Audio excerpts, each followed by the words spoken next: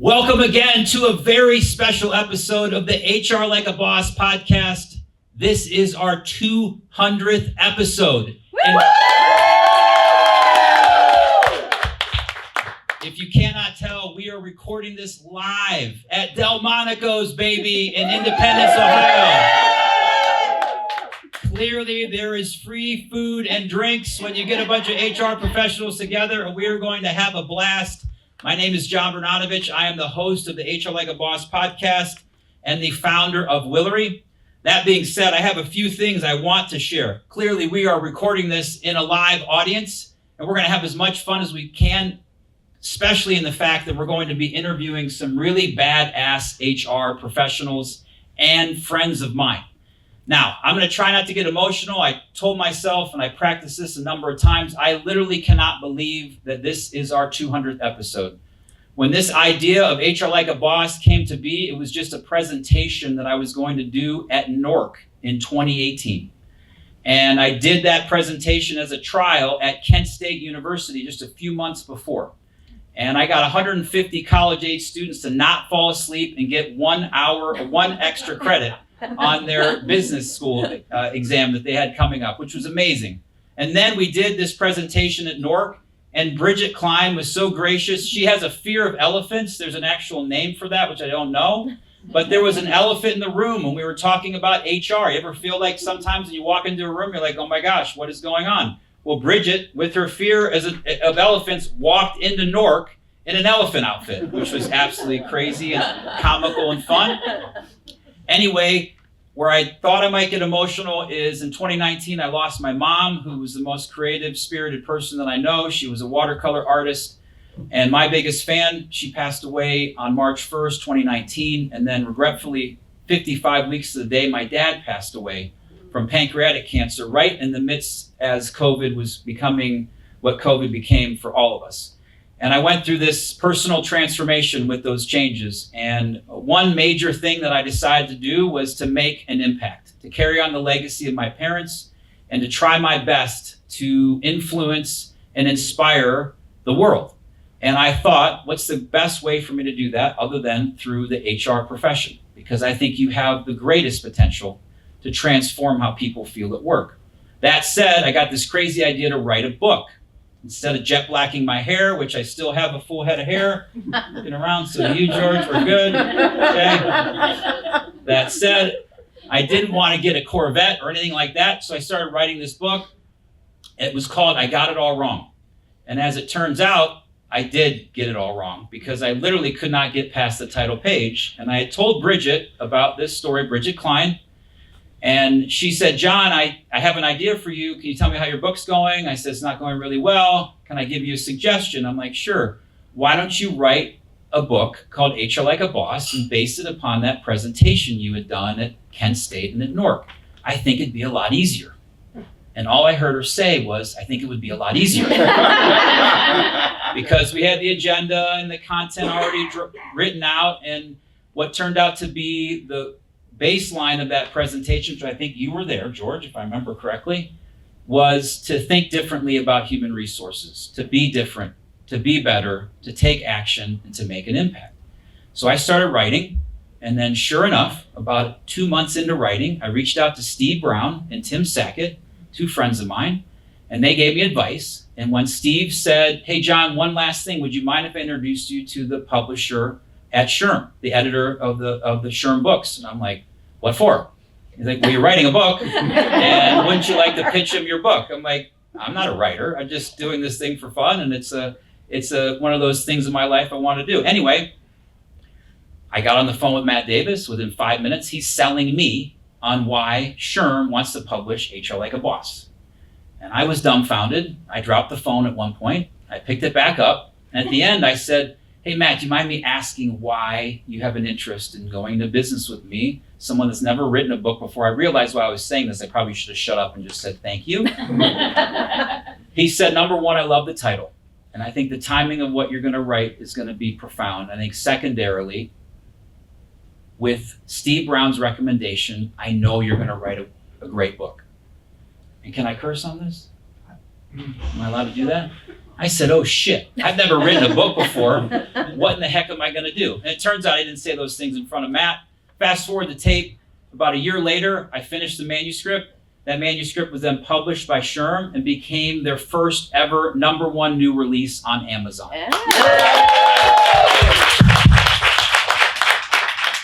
I do like to rub that into Tim Sackett and Chris Dunn and Steve Brown, because they also had books published by SHRM that didn't quite reach a #1 new release, but are fabulous in their own way. And so too did a gentleman that runs SHRM that wrote several books. I'll leave his name out of this conversation for the sake of that, if you all don't mind. Ooh, that guy was a bad joke. You guys didn't like that. Sorry if you're listening, Johnny C. Taylor. That being said, how this podcast thing came to be was I started interviewing people through Zoom in COVID that I wanted to quote in the book.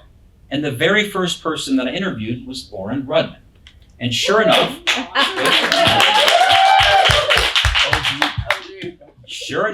Lauren did a fantastic job, as she always did, and we were rapping about HR and business and life on the show. I think nothing of it. I'm going to use some of those quotes to be in my book. And then all of a sudden, a week or so later, Bridget calls and says, John, I got a really great idea. I'm like, great, what's that? She goes, I could turn Lauren's recording on Zoom into a podcast. I said, go for it.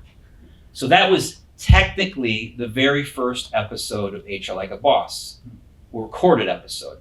We decided to make a splash, no offense to Lauren, to have Tim Sackett as our very first guest. Tim is a friend of mine from Detroit. He'll be in Cleveland in March to do an AI event or a talent acquisition event. And Tim's been a big supporter of mine and had our most downloads of any single show. But I'm going to give you some facts about this so far. We have almost 500 followers on Spotify and Apple Podcasts, nearly 20,000 streams across all the episodes. We have listeners in the United States, but that isn't a surprise, but 85 other countries, including the Philippines, Brazil, Sweden, Bangladesh, Uganda, and the Cayman Islands. Wow. Maybe for the 400th episode, we'll record all of us in the Cayman Islands.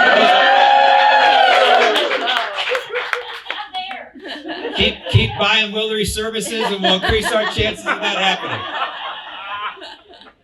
We've had almost 275 guests. I know the math isn't great. I did go to Kent State, but here's why the math is off. We've done about 7 of these episodes at actual SHRM conferences, including NORC, which Anna Gibson helped me facilitate that. We'd have 7, 8, or 9 guests at one time, short little 5-minute interviews. We've done it at Ohio SHRM, at Georgia SHRM, at Maryland SHRM, and it was really a delight for people to be on the show. Now, for the people that didn't want to be on the show, I think they thought I was going to give them some form of a disease when they came by. You want to be on a podcast? They're like, "Who are you? Get out of my hair."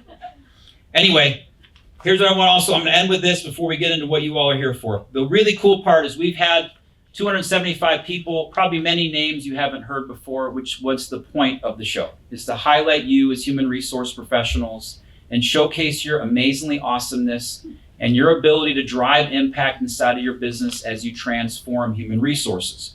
That said, we've also had some HR famous guests like Chris Dunn, Chris Dyer, Ben Eubanks, Lori Kleinman, Julie Devlin, Lou Adler, Jason Lippert, Jeff Palkowski, Robin Schooling, Dr. Joey Fawcett, Sharon Simpson, Jeff Harry, Mary Williams, Lori Rudiman, and Cameron Atlas, just to name a few. That said, that is the introduction for HR Like a Boss, and I'm ready to get into the interviews. Who's ready to roll? Yeah. All right, let me introduce our panelists. First off is Joe Szafraniec, the handsome young man on the left. He has got a big smile on his face because he's been retired from HR since 2021. This is what highly recommended. This is what it looks like. This is what we're all working toward. I met him while I was at my time with ADP, and he was the original HR Like a Boss business professional. I had called on and dealt with and worked with human resources professionals for the beginning part of my career, but Joe was different. Joe was really adamant about understanding the business side of who he worked for at the time was Faro. And in addition to that, he took an incredible investment in our relationship. I remember vividly, Joe may as well, that the day that I found out that my father-in-law was diagnosed with a terminal form of cancer, I was actually golfing with Joe and another friend. Fast forward the tape 6 months later. Unfortunately, my father-in-law passed away. God bless you, Dale. Joe was at his funeral service. Have never met my father-in-law, but was there to support me. And that's the kind of human being that Joe Szafraniec is. He has a ton of wisdom to share, and I can't wait to interview him here in a short minute. Also, Lauren Rudman, who there may be a debate of the OG HR Like a Boss person. You two want to fight? Like this is like Jerry Springer kind of show? I don't know. You want to poll the crowd and see? Who wants Lauren? Stop that, John. Stop that. Yeah. Stop that. Let's not go there. Anyway, I met Lauren as the president of Cleveland SHRM. And my first impression was, she's a badass. And then I was a little afraid of her, if I have to be honest with you. Right? I'll skip on the fight then. Yeah, exactly. Yeah, good idea. Anyway, the reason why I was a little intimidated is that she was such in command of the room of the Cleveland SHRM board. And her vision for what she wanted to do for the HR community was above and beyond. She is, in my opinion, responsible for bringing Disrupt HR Cleveland to Northeast Ohio, and was integral in building out the SHRM Foundation, if I remember your reign as the SHRM president of Cleveland. Let's give Lauren and Joe a round of applause for being here. And my friend George. I met George the same way that I met Lauren, through the Cleveland SHRM and his board presidency. Now here's the thing about George. I was also afraid of George, because anybody that gets up at 4 or 4:30 in the morning to go play basketball for an hour and a half every day, I start to think to myself, what is up with you? There's something wrong with you? Probably. There is. I know there is. But that was super crazy. And the other thing that I loved about George was how clear and kind he was with his communication. He ran those meetings at Cleveland SHRM to the minute. We never went over. We got our business done, probably because you had somewhere else to be. But I am so thankful of the friendships I have with George, with Lauren, and Joe. One other quick round of applause for our panelists. All right, we're back. We're going to get an opportunity to know Joe Szafraniec a little bit better. The beautiful thing about Joe is that he has an incredibly huge heart. He is dedicated to everything that he does, and I'm so thankful that I've gotten to know you since 2020, minus 20 years. So I've known you since 2000, which makes it 26 years today, and I'm super thankful that you're here to share your amazingly awesome experience with HR Like a Boss. Thank you for those comments, John, and I love you, man, and I tell that to everybody I know about when I'm talking about you. You're like a son to me, and I appreciate you inviting me out tonight. Oh. So when I call you Uncle Joe, that doesn't quite get it as well? Should I just call you Dad? Is that okay?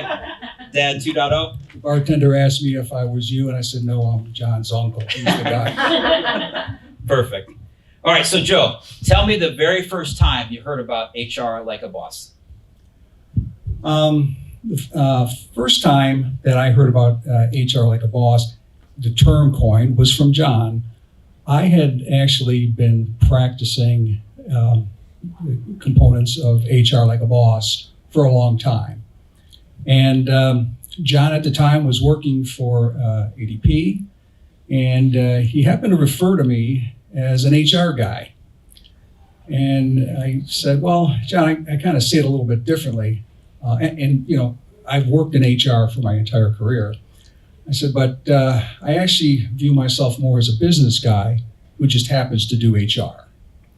And that's, you know, when the concept came up, and John took note of that. And obviously, you know, the rest is history. It became HR Like a Boss. You coined the term, and it's taken off like astronomically. So. And it only took me 20 years to actually take that good idea and turn it into something that's turned into this. So I'm a little slow when it comes to that, Joe. Next time, give me a nudge, will you? Well, John, you know what? You had a lot on your plate, so I didn't want to bother you. I understand. Understood. Do you mind sharing throughout your career, which I know was very successful, had a lot of great stops, and you accomplished a lot in your professional career? Why did you practice HR? Why was HR so important to you as a profession? You know, I grew up in manufacturing families. My grandfathers worked in metals businesses and chemicals businesses. My parents worked in industry as well. And I just had a knack for that. And it was something that I decided I wanted to do. I wanted to work in manufacturing, and my whole career was in heavy manufacturing. And I was like a people pleaser, just personally. And I found that I had the opportunity to get a job that paid me money that allowed me to help people. And that's really why I got into that role and sought that career. That's awesome. And as you were the original HR Like a Boss person, and you've been doing this for your entire career, what has the concept of actually coining the phrase HR Like a Boss, what has that meant to you? So for me, and one of the things, when people ask me about it, I say, listen, HR has a day job, and you guys all know what that entails. But the HR Like a Boss actually came to me in this second job that I had when I had my first managerial position, and I was on a management team that was running a small business, and I got to sit in. I had a seat at the table. There was a lot of young guys at the time. We had a lot of fun, and I learned a lot about the business. And I had a boss who basically allowed me to do that, and he sought my input, and he was a great mentor for me. And that's where the light went on. And I thought to myself, I can do my job a whole lot better if I know all of this other stuff that's going on with marketing and sales and operations and IT and supply chain and all these kinds of things, because I can help influence decisions in those functions that would impact my day job working with employees. And that's kind of where it came from. And so I wanted to know what was going on, all the other moving parts in the business, so that I can take that information and influence decisions before things came down the pike, and then use that to the benefit of all the stakeholders that we had. So that's basically the answer to that one, John. Perfect. All right. Awesome. Now that you've had a chance to think about that over, let's see, 25, 6 years since you and I met, and you've seen what HR Like a Boss has become since the idea was coined, and then the book was written, and the podcast came to be, which you were obviously a guest on. How would you describe someone that does HR Like a Boss? I think at the end of the day, HR Like a Boss starts at a level of curiosity and interest and willingness to get outside of what people perceive, HR professionals perceive as their, again, I refer to it as a day job. And understand that that information is critical for the HR function to get ahead of things and really, to get ahead of things and be influential and make a real contribution that eventually will funnel back down to the employees, which is your day job. And I don't know how to say it much simpler than that, but it's, I guess what I would say is my advice would be to anybody in any kind of HR function, no matter what level they're at, is that they should strive to, yes, do amazingly awesome HR at what they do, but in addition to that, seek outside of their pillar or their function or silo or whatever you want to call it, because that is going to help them immensely. And it's going to help the organization. It's going to help the stakeholders. Awesome. Now, for those of you that aren't here in person, you might have heard Joe kind of slow down a little bit in his comments. It's because I got my phone out and I took a picture. It wasn't a selfie, which I've been known for doing that. But the reason why I took a picture is that while you were talking, the immense amount of concentration on the words that you were saying, like they were going like this. And I wanted your wife to see that, Sarah, because I've talked to her a number of times. And as we know, she loves you immensely, right, Joe? John, she said so when I left today. She was going out with the girls tonight. There was girls' night out, so I'll let you know tomorrow how it all ended up. Okay, well, maybe we'll get Joe an Uber ride home as we're recording this on a special holiday if Sarah's not there, which is amazing. All right, so Joe. It is Fat Tuesday, John. It is Fat Tuesday, that's for sure. Anyway, that said, Here's what we're going to do. We're going to have Joe, we're going to have you share some final words of encouragement, if you don't mind, to all of the listeners out there. If you, again, I know you're retired. Congratulations to you on that. Let's give Joe a hand round of applause for that amazing accomplishment. But Joe, if you had to give yourself, your younger self, a piece of advice, or I know there's a number of people inside of this room right now that are just starting out their HR professional careers and they're just waiting for you to tell them, what would you have done differently, or what would you have continued to do the same that made a difference in your professional life? A couple of things I would, and I do talk to younger folks a lot, and the advice that I give them is make sure you're an expert at your craft, and that's the day job kinds of things, but don't limit yourself to just doing that. You got to take it beyond. You got to understand, and again, people who are working for businesses, there's a lot of moving pieces. I think everybody understands that here in the audience. But they need to understand that there are things that happen in other parts of the business that they might not be aware of, that had they known them, they would have done things differently. And so my advice there has been, you really need to get your head up above, and you need to look around, and you need to learn about the business. And you can find mentors throughout organizations who are more than happy to do that. It may take a little bit of extra time. And so that's one piece of advice I give them. Another piece of advice that I get is, we're in the people business, and people matter. And you can treat people in a lot of different ways, very businesslike, very social. Some people treat people not so nice, but I think it's worth taking the time, and I found this to be very helpful for myself. I like to invest time in meeting people, talking to people, yes, about their jobs, but about their personal lives as well, and that just helps me understand the pulse of the organization, the pulse of people, and take that information back and try to do the right thing for everybody concerned. So those are the things that John and I think about. And I would say this, I know you shared a story with me, Joe, about a time when you were working in a plant and you had a very unique experience when you ran into a plant manager or someone that was working that exemplifies exactly what you were going to share. Do you mind ending your final moments on telling them that story? Because it made me smile and made me think that is Joe Szafraniec to a T. So I think the story John's talking about was, again, in the organization I was working at the time, it was an aluminum manufacturing company.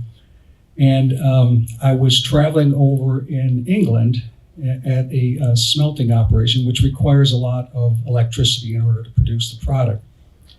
And so I was, just doing kind of around UK. They were showing me all this stuff, and I ended up at this plant, and I was meeting with the management team there, and more for my development than anything else. And I happened upon the guy who ran the powerhouse. And so the powerhouse, they actually had an electric producing facility. It was a hydroelectric process that was there that was generating the electricity.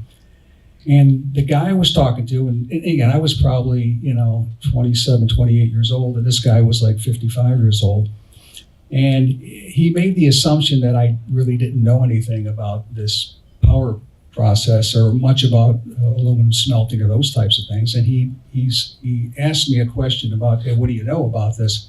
Well, as it turned out, I actually grew up in Niagara Falls, New York, which has a very large hydroelectric power process that's there. And I proceeded to describe about, and I just liked this stuff. This was kind of what I'm getting to here is I like this stuff. I told them about the way that facility worked, how it was constructed, just because I knew it. And I like industrial kinds of things. And this guy's mouth just kind of was just open. And he says, geez, I thought you were just an HR guy, and that for me, and I've had those kinds of occasions throughout my career where you're able to demonstrate that, yes, you're an HR professional, but your other stuff as well. And to the extent that you can take that information, develop that information, and leverage it to the benefit of the stakeholders, I keep throwing that out there, is really powerful stuff. So, yeah. Well, Joe, you are a powerhouse. You're a dear friend.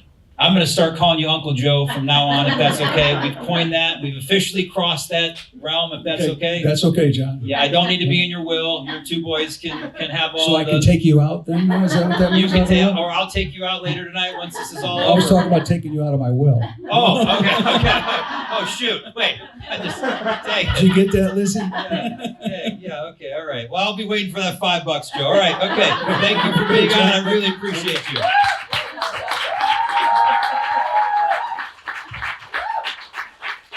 All right, we're back for the second portion of the 200th episode of the HR Like a Boss podcast. We are live at Delmonico's in Independence, Ohio. We have about 30 of the most incredible HR professionals here supporting this movement of transforming how people feel at work and doing amazingly awesome HR. Thank you all for being here and being so rowdy and loud. Let's give it up for Lauren Rudman. Thank you. All right, Lauren, your turn. Same questions that we gave to Joe. Nothing super fancy here. Just, I'll take $5, maybe 10. If you want to put me in your will, that'll be good. I'm all right with that. It seems to be a theme. But if you don't mind sharing your perspective of the very first time you heard the idea of HR Like a Boss and what it meant to you. The first time that I heard HR Like a Boss was from Bridget Klein. And she had talked about the movement that you all were working on. And it was still in production and process. And, the podcast hadn't started yet, of course. But I just remember thinking, this is exactly what our community needs. And it's something where there's real talk. It's not flooded with corporate jargon and slang and all the acronyms that we all, have come to love or hate over the years, but real conversations from real people. And having those conversations with people who are strong leaders in our community and now across the country and world, and just seeing things from their perspectives, because they're from different industries or have held different roles within their organizations or within their community engagements. And it really just took off from there. And I'm just so happy to be a part of it. That's awesome.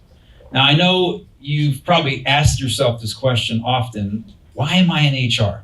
And probably on those bad days for sure, while you're driving home after some employee does something completely stupid, which the crowd here is laughing and also sighing at the same time, the testifying. Other than those fancy fun gifts you get occasionally from those random employees that do the strangest things they do, what is the why behind your reason for being in human resources? Yeah, I got to give credit to my mom. So her name is Sue Rudman. And when I was in high school, we all had to do a shadow day. And I was lazy and I didn't want to ask my friends' parents if I could shadow them. So I said, Mom, can I just come with you? And she said, well, why don't you shadow my coworker, but I can be able to then take you, to work and you can come home with me and stuff. And so my mom worked in personnel for the city of Cleveland. And so think about government. You're talking back in the 90s, early 2000s. And so I remember going to shadow her coworker. I'm putting air quotes around coworker. It really ended up being her.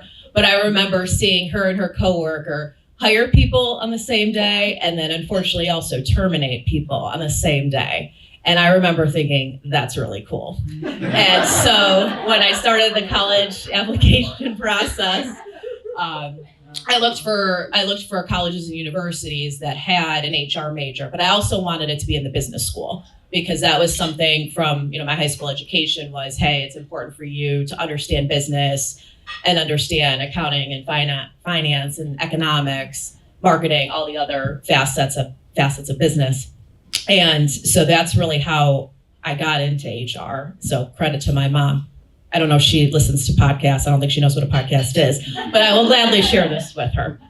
So she gets the credit. Special story. That's really cool. And it's amazing how you can I actually joke with HR professionals when I talk about what HR is not. It's just not about hiring and firing, but clearly for you, Sure was. it is at the time. That's pretty cool. Oh, I can hire you in the same day and fire you in the same day? Wow, is that cool? Little did 17-year-old Lauren know what she was getting herself into. Right. Well, okay, so obviously HR and HR Like a Boss is way more than hiring and firing and planning great parties and all the things that go into compliance and everything else. Do you mind sharing your impression of what HR Like a Boss has meant to you? What HR Like a Boss has meant to me is how I view HR in our world today is just connecting talent with the business. And as we all know, and as we heard from Joe earlier and others, many of us have to understand the businesses that we're a part of. And to me, HR Like a Boss stands out, as Joe said it perfectly. You're a business person who understands HR. And if you're not getting out of your office, if you're not spending time with people outside of your function and either doing ride-alongs or shadowing or having meetings with your fellow executive team members or whatever the case may be, that's how you develop that skill set. And so in my eyes, HR Like a Boss is someone who's a strategic leader who's connecting that talent to the business and can connect the dots and cross the T's. And I think it's also important that someone continues to be authentically who they are. We're all not perfect. We all bring a lot of different strengths to our organizations. And how can we continue to help bring our businesses forward while still being true to ourselves? And to me, that's HR Like a Boss in a nutshell. And I will say, and Emily, I know I shared earlier on when I introduced you, just your amazingness as a leader and watching you lead Cleveland Sherm as well as the other places that you have. Obviously now you're heading up the Northeast Ohio HR Leadership Group, which is a shout out to them for the great programming that they do. And I know there's a number of members here that have participated in that. But I do believe you are one of the most authentic business people that I know. Thank you. You are who you are. I don't get a sense that when you're in the boardroom or you're walking on a shop floor. I remember when you were on my show for the first time talking about driving that RTA bus and getting your CDL. That's Lauren Rudman. That is. Shout out to 2008. That was my first job. So my first job was at the Greater Cleveland Regional Transit Authority. Shout out to my first boss, George Fields. So talking about HR Like a Boss, George Fields is it too. And I had the opportunity to participate in a management development program. And when I was in our operations rotation, one of the requirements is that you had to pass the commercial driver's license test. And if any of you work in transportation or anything that requires a CDL, it is quite the process. But I'm always happy to say that I was able to pass that test. I don't want to say with flying colors, but did well enough that I still have my CDL to this day. But really, when you talk about HR Like a Boss, I got to drive a bus and learn all about our city and learn all about, for especially people who do not have cars. And the RTA is their mode of transportation every day to work, to school, doctor's appointments, visiting friends and family, getting to and from the airport. And so really putting that perspective on how RTA connects the community. And so I say to anybody who's either, coming out of college and figuring out what they want to do from a career standpoint, is a management development program, something where you can rotate around the business. But it's also important, even for all of us as HR leaders within our respective organizations, that we take the time to learn other facets of the business too. And so I'll never take that for granted. And like I said, I still have my CDL, and I still always say I'm a proud alumni of the RTA. So go out and support public transit, please, too.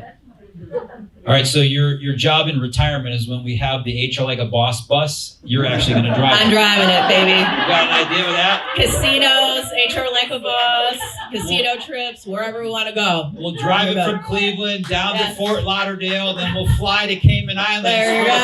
400th episode There of you the HR go. Like a Boss. Again, buy more Willery. We'll make it happen, I promise. Exactly. I am a man of my word. I'd love to go to the Cayman Islands. That being said, there has to be someone. You mentioned George Fields. but is there someone that you'd like to recognize? So you gave your mom a shout out, which was very cute and I think very appropriate. I'm sure she hires and fires like a boss as well. But that being said, is there someone that you want to showcase that you feel like is an up and comer, or someone that's made a big impression in your life that you feel is doing HR like a boss? Yes.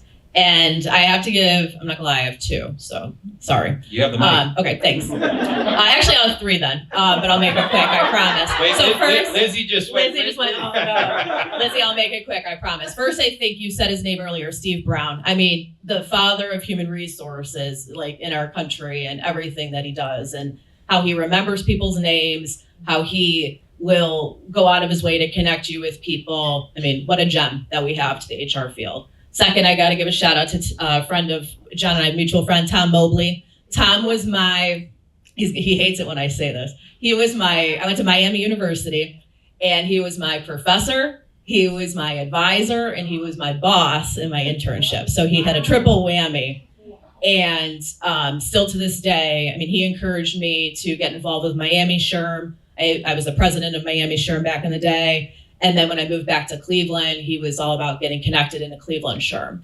And so to me, he's like the father of that, because so many people I've met, and many of you are in this room today, who have become friends. So we met each other maybe through SHRM and different networks. And now they're some of my best friends. And we're going on a trip in a few months. And there's so many fun things that have come out to being connected in the community.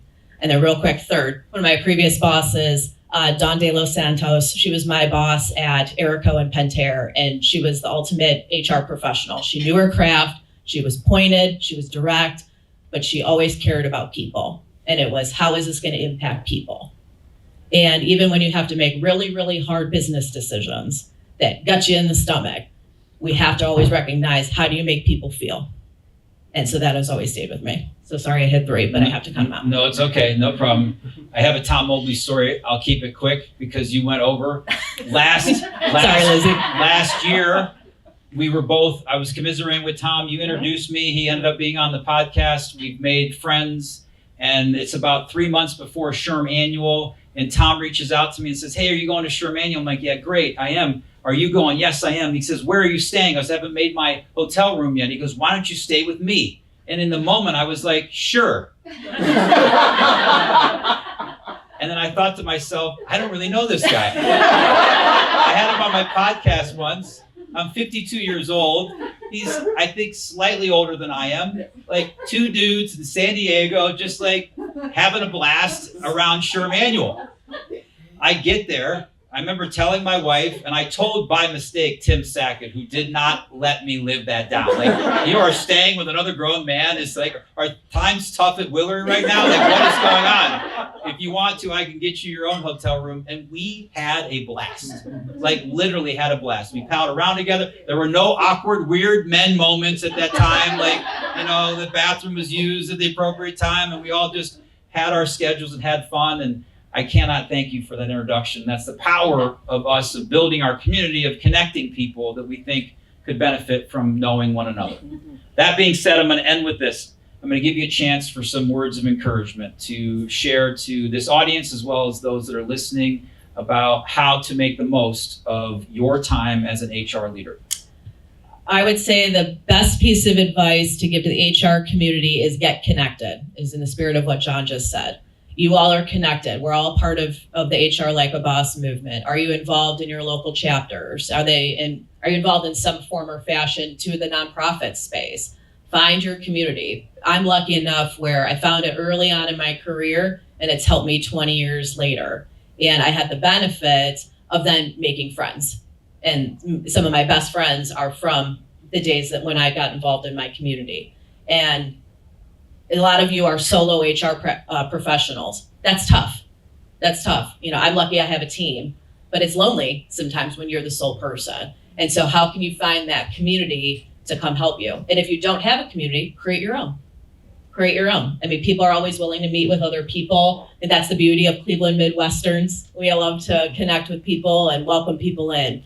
So get involved. You need help, ask. There's online chats, there's, LinkedIn, there's people around this room today. I mean, don't be afraid to reach out with help, because you never know what awesome friendships that result from it. And I'm going to tell you something that you did that touched my heart not too long ago. I recorded a podcast with a gentleman named Ben Eden who had been through a number of challenging times in his life. He shared about drug use and some identity crisis that he had as an HR professional when his CEO said, well, we like you, Ben, but we don't like HR and you're fired. And in the course of that conversation, he talked about self-esteem and where you were feeling about yourself. And I remember vividly after my parents had passed away, this very low moment in my life, and I had to literally get myself off the floor and start every day by looking in the mirror and telling myself, I love you, John. Like I literally had reached a point where this is really hard, the hardship of that. And literally the day the show dropped, I got a text from Lauren that said, I really appreciated you sharing your heart. That meant a lot to me to hear you express that in front of the world. Now, the world is listening to the HR Like a Boss podcast as we sent to you earlier, but luckily not everybody knows that story, but I really appreciate your friendship. I appreciate you. Let's give it up for Lauren Rudman. Thank you.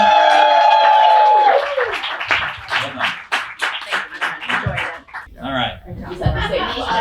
Bring in the closer. Let's go. Let's go. Somebody asked me like when it started, like, was I excited? I wasn't excited half an hour ago, but I'm pumped now. Let's go. I'm ready for action. All right, I can tell. You know that I'm the podcast host here, not you. I'm the one that talks. I ask the questions. I set the stage for all this, George, not you. Just because you wore a tie and you're super handsome doesn't mean you can be in charge. All right, anyway, that's it. All right, you good? We good? All right. All right, we're back.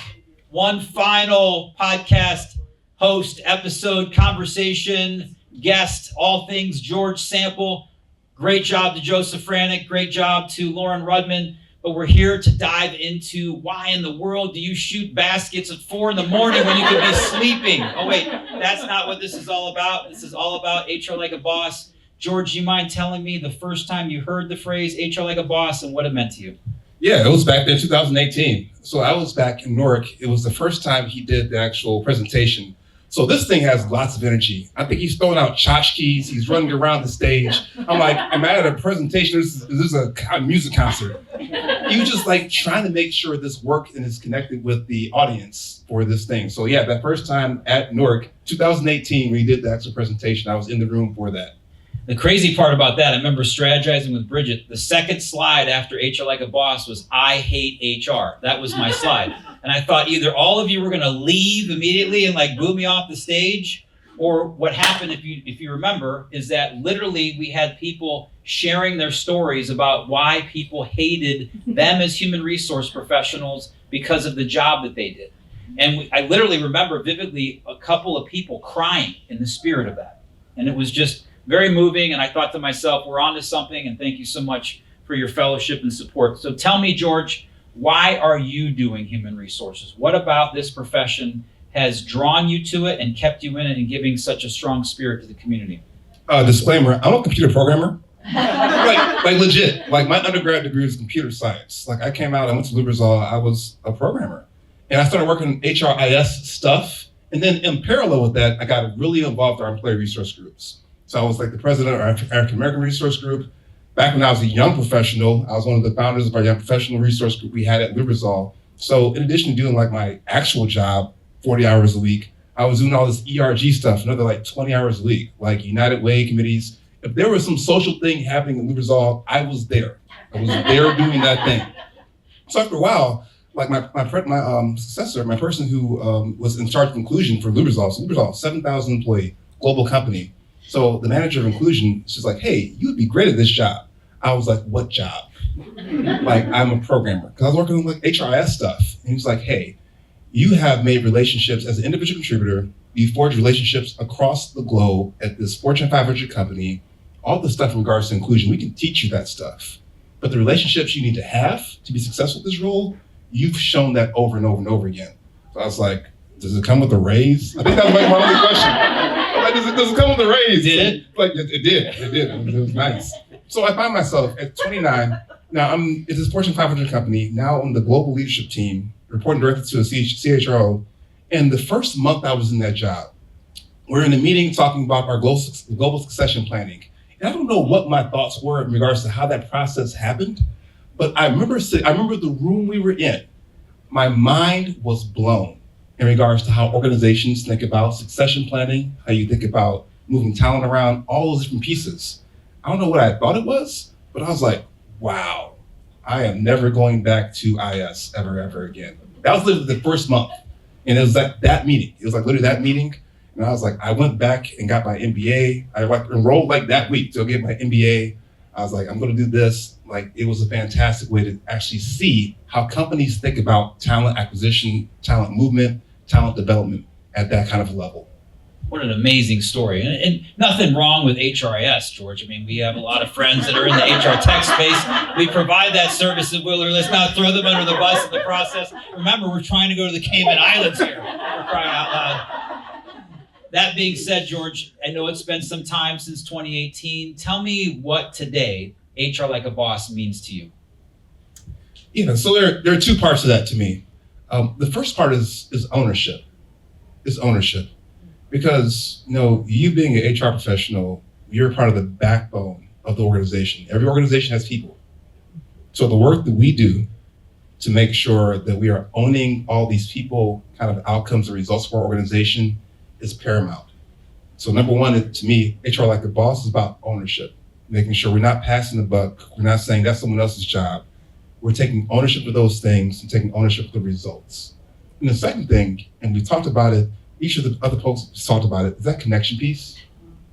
So we have to be connected to the humans that are in our organizations. So until AI takes over and the drones are doing all the jobs, and there's still humans in your places, making sure that you're connecting with folks. I love the stories talking about how you got to know the people who are actually working in those organizations to get to know their jobs. We have to connect with them to understand what they do. I worked at the sewer district, and I used to be the guy with cufflinks, dress pants, work boots, hard hat, and the vest, like in the wastewater plants. And that was me, and they appreciated that because that connection piece, me understanding what they did and investing the time to really understand their jobs, they appreciated that. And that's what's on the plate for all of us who talk about doing HR Like a Boss, connecting with folks in that way. It's amazing. You've read the book, clearly. Thank you. That said, tell me someone, if you want it to be 3 people, because Lauren... I got 7 people. I have 7. Oh, gosh, we only have the room till 6 o'clock. We got a problem. All of a sudden, people are going to leave. You go ahead and recognize all that you want, because I know you'll be short, concise, and direct. That's how you roll. Okay, I only have 2. I only have 2 for real. So the first one is Tamara Haggerty. So Tamara Haggerty was the president of Cleveland Sherm before I was. So a phenomenal friend. We still text all the time, really inappropriate things to each other, but we don't get into that. Here's the reason. She was a phenomenal leader. She's the strongest leader of volunteers I have ever seen. Absolutely phenomenal. Sometimes you thought she was going to duct tape you and kidnap you. But hey, whatever, she got the work done. She got it done. And here goes the moment that sets things apart. So Cleveland Sherm, before the pandemic, we did 35, 40 live events a year. And then during her presidency, I'm her vice president, the pandemic happens during NORC. And how quickly, literally, like NORC was like March the 15th, yes. Literally, they have a shut down NORC. And now she's the president of the organization. We paid all this money. And I won't go into the details of what a disaster that was of working with the convention center during that time. But she led us through that. Also led us to the pivot to switching from an all live event organization to an organization that did twice as many virtual events that next year. So that the level of leadership I saw from her, on top of her being my friend, but the level of leadership from her was just phenomenal. So Tamara, love you. Love you too, Tamara. And there goes the convention center as a sponsor of HR Like a Boss.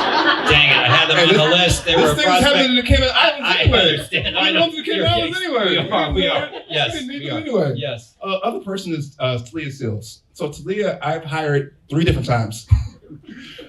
She is one of the most talented folks, like natural talent to people I've ever connected with. And it's specifically the skill of being able to connect with folks, like from a coaching perspective, of being able to understand the essence of people, to be able to have authentic conversations with them, to be able to tap into what they really need down to your soul, y'all. So like that kind of natural talent, of being able to have a person who, number one, trusted me enough to be hired by me 3 different times, different roles, organizations, but also to see the way she had impact on folks, not just from a work standpoint, but understanding that our work and our lives, you can't separate those things. And she understands that connection of things and being able to talk to people holistically in a way that it really touches them. And the cool part about Talia is, as a part of making an impact in HR Like a Boss, I interviewed people of the HR Like a Boss professionals and then someone that they made an impact on. And Talia would probably say even better things about you, George, which is really She has better words than I have. She has better words.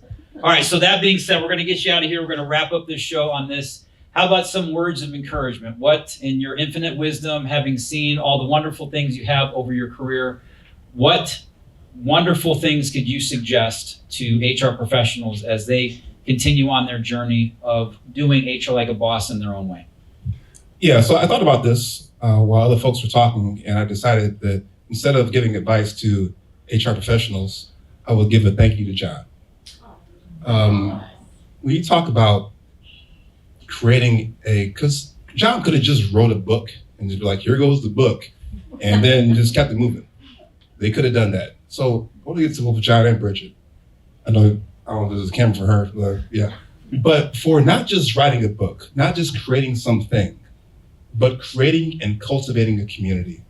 When we walked into this room today, there was just so much energy and love in this room of the folks that John has created this community for. And there's so many other folks who are outside this room, apparently 85 different countries across the world. But that's you. Like, you created this community, and we all appreciate you and the way you've created and cultivated this community. So from us to you, thank you for everything that you've done. I give it 5 bucks now.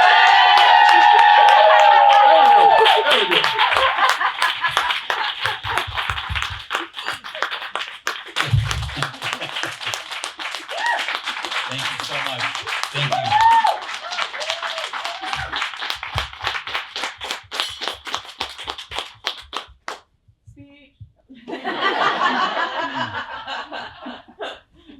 Fast pay makes fast friends, Joe. That was the easiest and hardest $5 I ever made in my life. Easy come, easy go. This is what I'll say just to end with George, and then a few parting comments, then we'll go have some fun. Is that fair enough? George and I have had this bond for a while, and I feel incredibly close to him. I think there's a spirit of alignment that we have in how we see the world and how we commiserate about coaching Little League soccer and all the things that go with that. Again, I still haven't showed up at 5 a.m. to play basketball. That's not how I'm going to roll. But I was driving back from a trip last week, and I wanted to make sure to connect with George on if he was prepared for today. And clearly, he didn't need any tutelage whatsoever. He's got this. But he and I went into a very, very intimate conversation. I won't go into the details of what that was like, but I felt like we took our relationship and that conversation to another level, because we talked about how we see the world in this sense of all this turbulence that goes on around us, all these crazy things that people do, all the things we see on the news, all the things we wish people wouldn't do, but also at the same time, all the wonderful things that happen to our life. And George has had this steady hand, and no matter what he's doing, no matter what the experience is. And we went deep on that. Went a little Marcus Aurelius, talked a little about meditations, talked a little bit about equanimity. That's a whole nother topic for another conversation. But I really appreciate you. I love you. And I'm so thankful, and I appreciate your kind words. Love you too. All right, that said, let's bring the panel back up here real quick. I'll say a couple closing comments, then we'll take some pictures. And just so you all know, we're going to give you all SHRM and HRCI recertification credits for this once we get them approved. Just so you know that. We'll do all that internally because all the podcasts have that. But I just wanted to end with this. First off, thank you to the panel. What an incredible job. Hold your applause. We'll take a few pictures. And I did already get a standing ovation, and I didn't have to pay you for that, which is usually what I do in my speeches, is let's get a standing ovation out of the way first. But the idea of doing HR Like a Boss was first and foremost to think differently about your job and to do it in a way that was out of the norm. And then not only doing it and thinking about it differently, but to do it differently and have people say to you, like Joe mentioned, that gentleman in the UK told him, you're not like most HR professionals that I work with. And then just not only thinking differently and being different, it's about being better human beings in the spirit of being better human resource professionals.